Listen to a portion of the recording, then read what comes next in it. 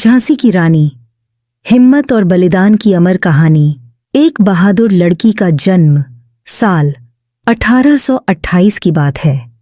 काशी, अब वाराणसी में एक निडर लड़की का जन्म हुआ जिसे मणिकर्णिका नाम दिया गया, लेकिन सब उसे प्यार से मनु बुलाते थे। मनु बचपन से ही बाकी लड़कियों से अलग थी। जहां आम लड़कियां खेल खिलौनों में खुश रहतीं, वहीं मनु घुड़सवारी, तलवारबाजी और तीरंदाजी में रुचि रखती थीं।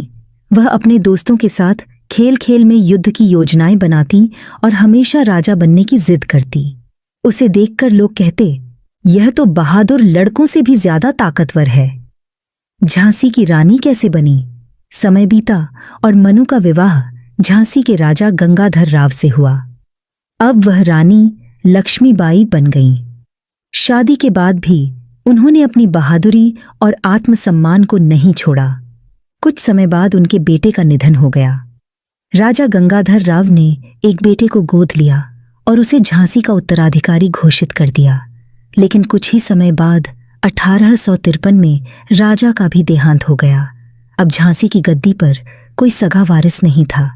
इसी मौके का फायदा उठाते हुए अंग्रेजों ने हड़प नीति लागू कर दी।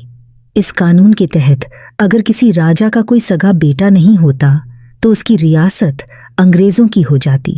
अंग्रेजों ने फरमान जारी किया, अब झांसी हमारी होगी। रानी लक्ष्मीबाई ने गुस्से में जवाब दिया, मैं अपनी झांसी नहीं दूंगी। युद्ध की तैयारी। रानी लक्ष्मीबाई जानती थीं कि अंग्रेज आसानी से हार मानने वाले नहीं हैं। उन्होंने अपनी खुद की सेना तैयार की, महिलाओं को भी सेना में शामिल किया और उन्हें तलवारबाजी, घुड़सवारी और युद्ध की ट्रेनिंग दी।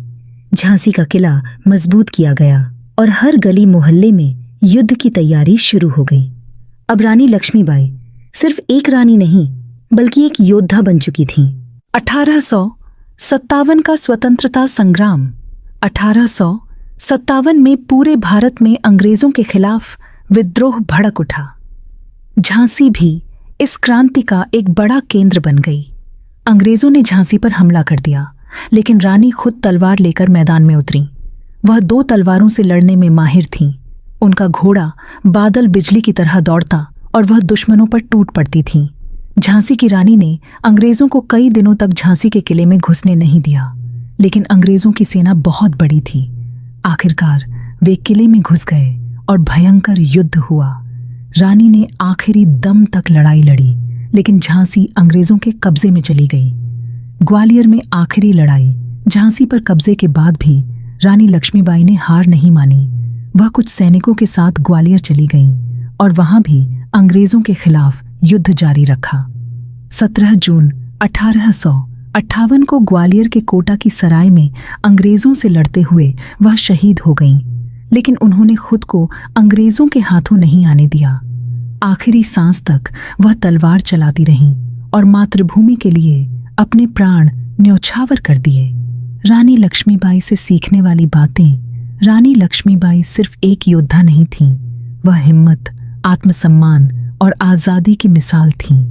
उनकी कहानी हमें सिखाती है कि मुसीबतों से भागो मत, उनका डटकर सामना करो। अगर अन्याय हो रहा है तो उसके खिलाफ आवाज उठाओ। अगर इरादे मजबूत हों तो कोई भी ताकत तुम्हें हरा नहीं सकती। आज भी जब भी कोई हिम्मत और बहादुरी की बात करता है तो सबसे पहले झांसी की रानी लक्ष्मीबाई का नाम लिया जाता है। उनकी वीरता को कोई भी भूल नहीं सकता। खूब लड़ी मर्दानी, वह तो झांसी वाली रानी थी। अगर आपको यह कहानी पसंद आई हो तो हमारे YouTube चैनल को सब्सक्राइब करें और वीडियो को लाइक और शेयर करना न भूलें। धन्यवाद।